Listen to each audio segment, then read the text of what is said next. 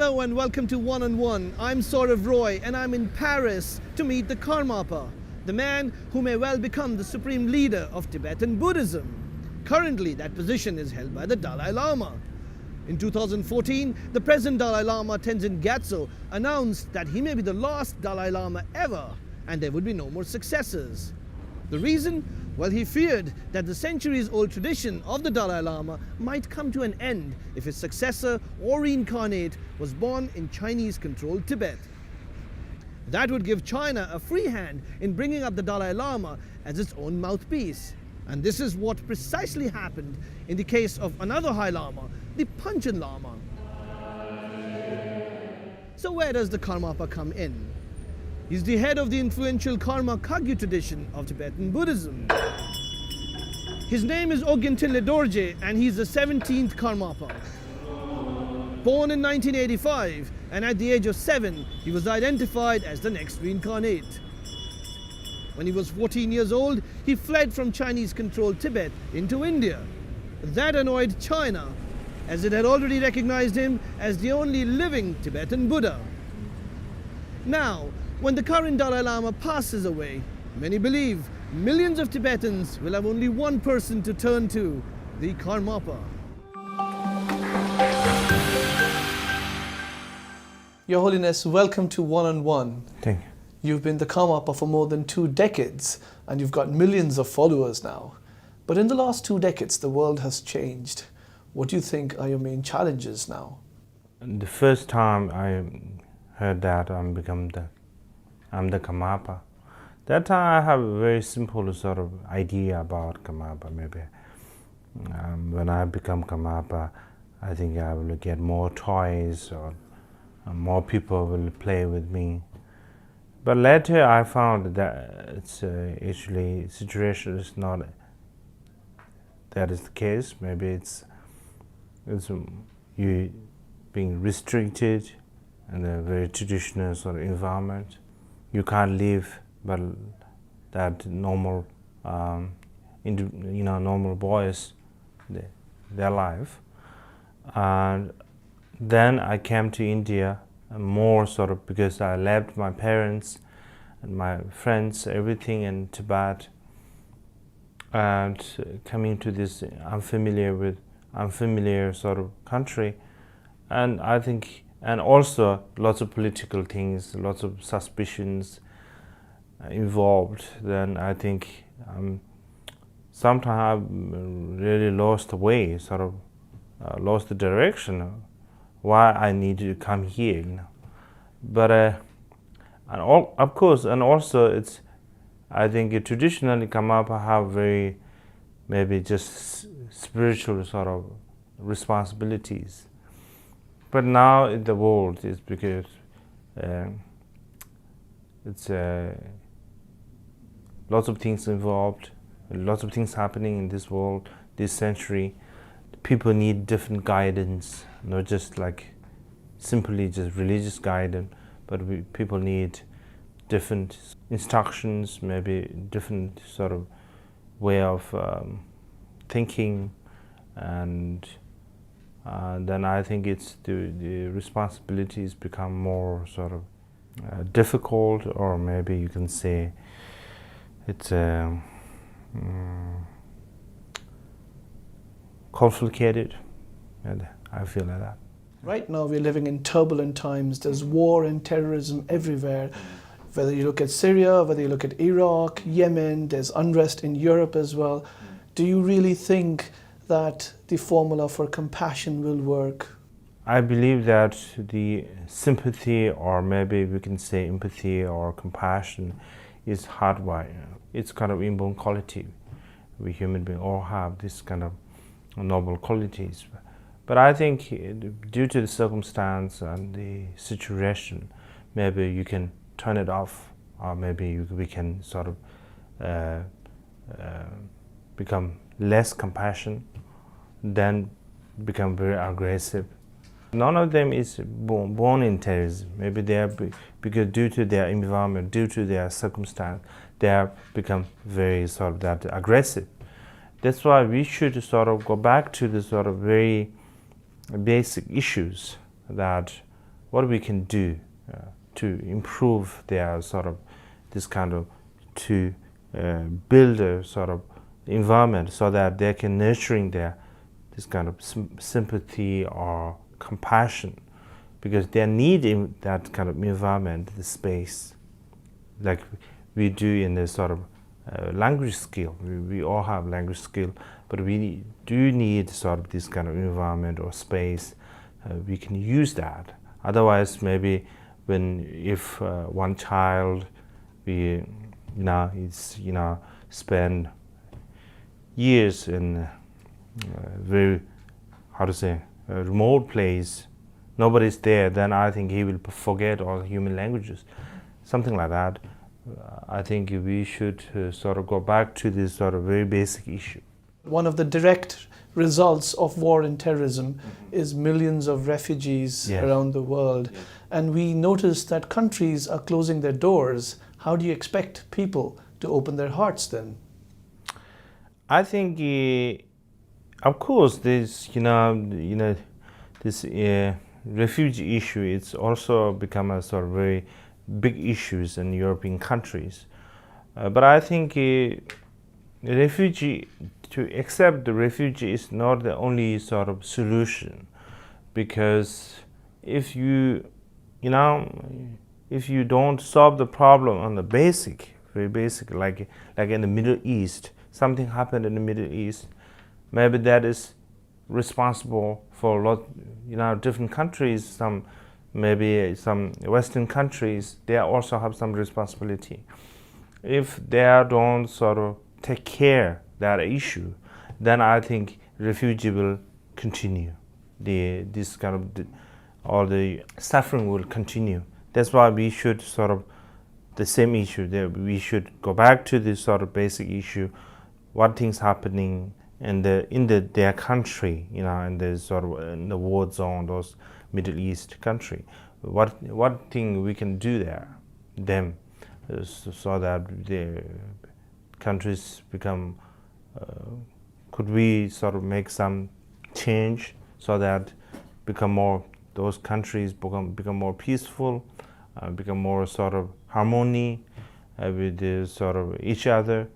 Maybe I think that is the sort of very basic solution.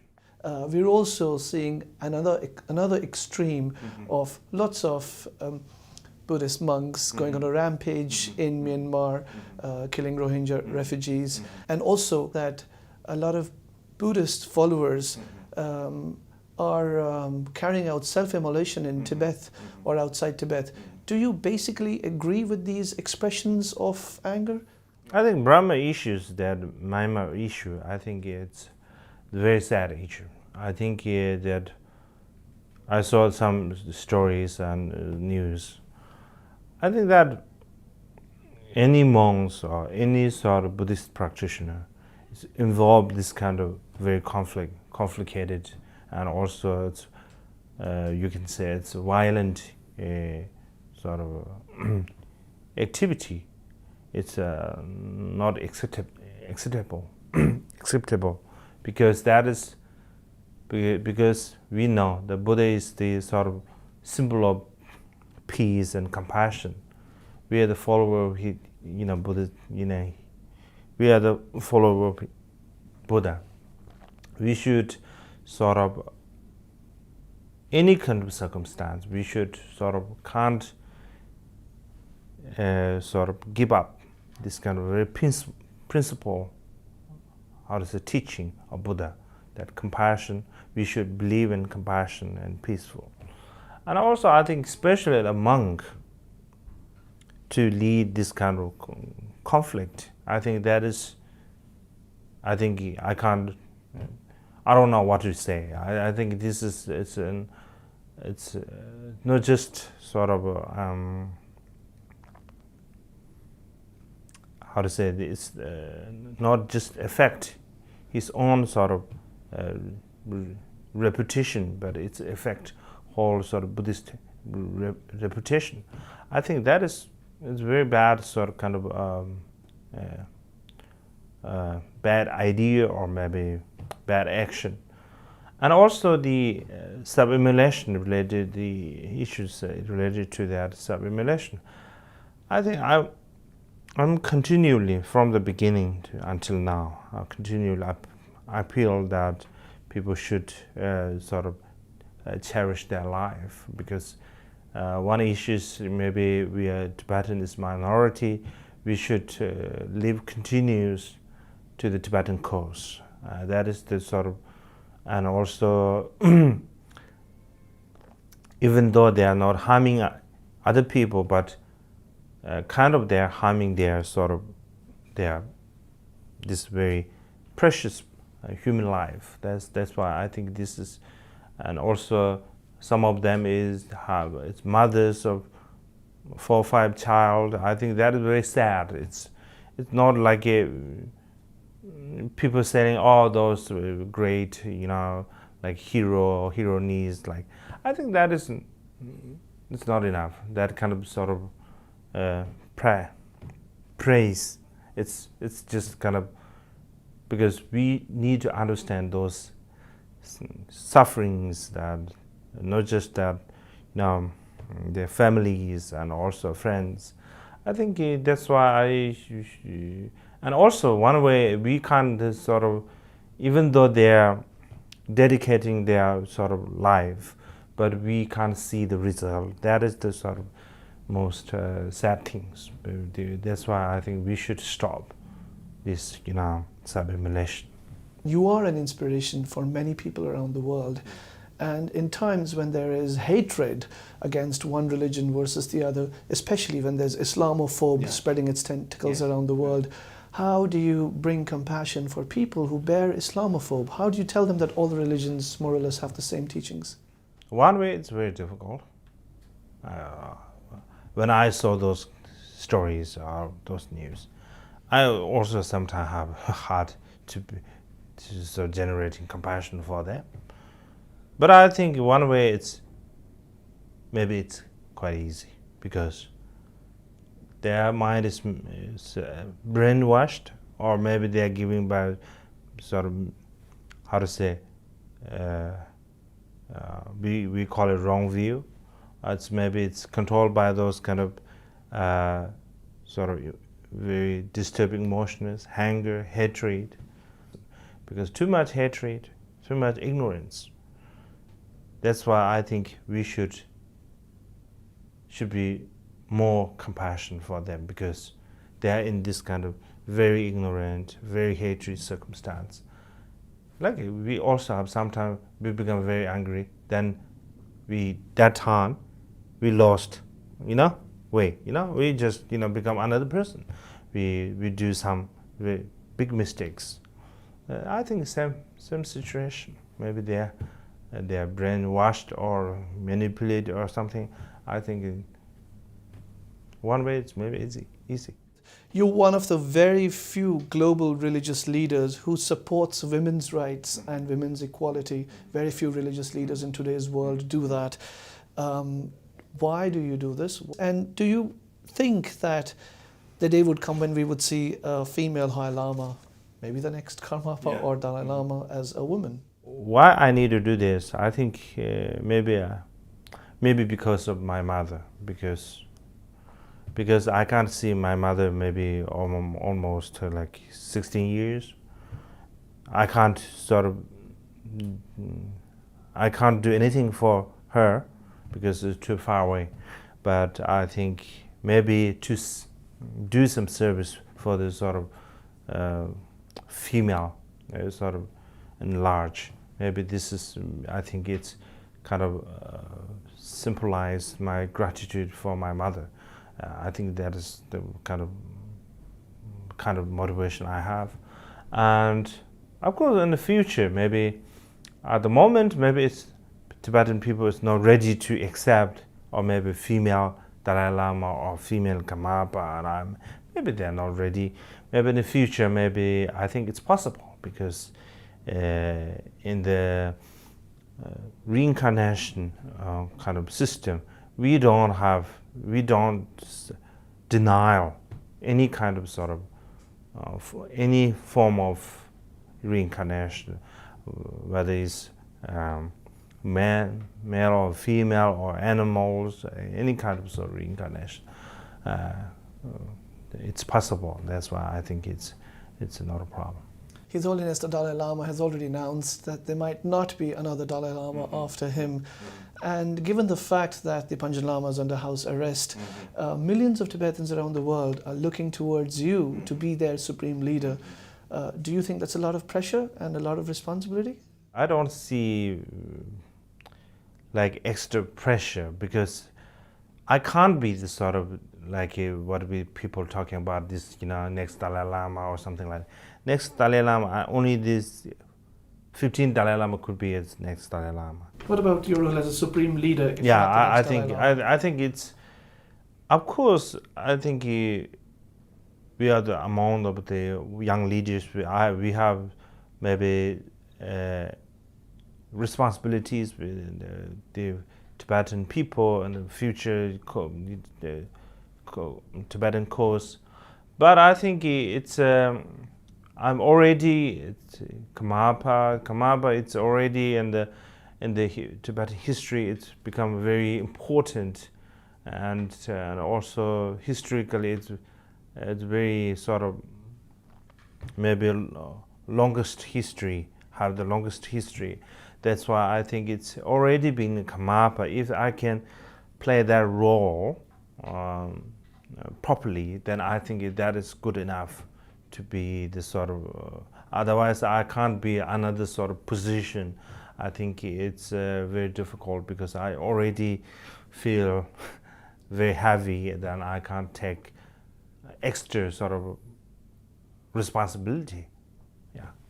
But when the time comes, people don't have any option. They will turn towards you. Yeah, but I think that is the sort of people have that sort of freedom, but maybe it's up to them. But I think I'm speaking by myself, because I'm, it's like still a human being. I think no one's clear, especially in the Western world, about the whole system of reincarnation. You became the Karmapa when you were 7 years old. Your own story of being the next reincarnate of Karmapa, what does that tell to cultures and societies that do not know the importance of reincarnation, and what's the main message out of it? When I was age of 7, the search party came. They first interviewed my parents. That time they didn't say anything, but the second time they came, then that time they told my parents, your son is the reincarnation Karmapa, because they have the letter lived by the 16 Karmapa. The letter mentioned which place, which sort of direction, which then parents' name, everything is mentioned in the letter. That's why it's your name, everything is according with that letter. That's why I think you are the Karmapa. Because of course in the Tibetan tradition they have different ways of recognizing the reincarnation, but this is our sort of our own tradition, or maybe you can say it's a way of to recognize the reincarnation. I think that also, I think it's kind of whether you believe reincarnation or not, but I think it is kind of to choose somebody to give this sort of responsibility, or maybe to build a sort of opportunity to give you this kind of big opportunity to serve the sentient beings. I think this is the message. I think because even though you are an ordinary person, but if you can have this extraordinary heart or maybe motivation, then you can serve this sort of entire sort of humanity. Yes. We get to see news from around the world, and we see that Tibet is now flushed with wealth, and there's so much of material comfort over there. Do you think that Tibetans are now forgetting the cause? Maybe not. Maybe because even though it's, of course, they have lots of material progress, material development there. One way people it's not satisfied that only the material development. What they need is more sort of internal sort of freedom. They can have more access. Their need is sort of very basic freedom and freedom religion and our freedom of speech and everything. I think those are the very, very important sort of matter, you can say, very important things that need. I think material development is just bringing some temporary comfort and temporary sort of satisfaction, but if people need more long-term sort of happiness and long-term, I think satisfaction, they need more than material development.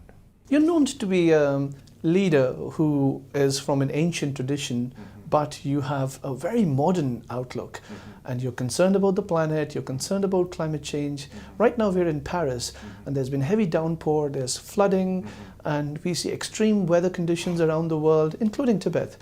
What concerns you for the planet? I think lots of the climate, environmental disaster, or maybe you could say environment issues. I think it's all man-made issues. So that I think it's we human beings have the responsibility, and I think we should understand that, because otherwise it's very difficult to sort of have some sort of positive change. And also I think all the sort of everything like media, or maybe all the sort of informations, they're increasing our sort of human greed and human desire. That's why I think we should control our desire, maybe we should understand what we want and what we need, differentiate between, because we want everything actually, but what we need is maybe it's little, not that much. But natural resources, they have the limitations in natural resources, but we don't have the limitation. Human greed, we don't have limitation. That's why we should control, otherwise it will become a big disaster. Over to a fun question. I've noticed clips of you playing on your laptop, and I know that you're a big supporter of tech as well. Do you WhatsApp the Dalai Lama? Not really, because I think His Holiness, I don't think His Holiness have WhatsApp. I don't think His Holiness have smartphone.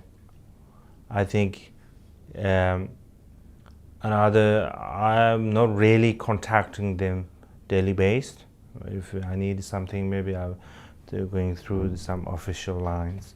But I think I do see it's a very important sort of matter, because now things changed. We can't be very traditional. I think we should sort of have this kind of new access, so that we can have more sort of direct connection or maybe contact, so that it's very important. So you think it's time to switch from telepathy to telephone for you? Yeah. Is it? Yeah. So the world comes to the Karmapa to learn from the Karmapa. What do you learn from your followers? I think until now, I can continue this, take this responsibility, or maybe you can say play the role of Karmapa. I think until now I've survived, but the biggest reason I can survive, I think, because of the support and love given by you can say followers or maybe friends. That is the sort of the main source of energy. Your Holiness, thank you so much for joining us today. Thank you so much. Thank you.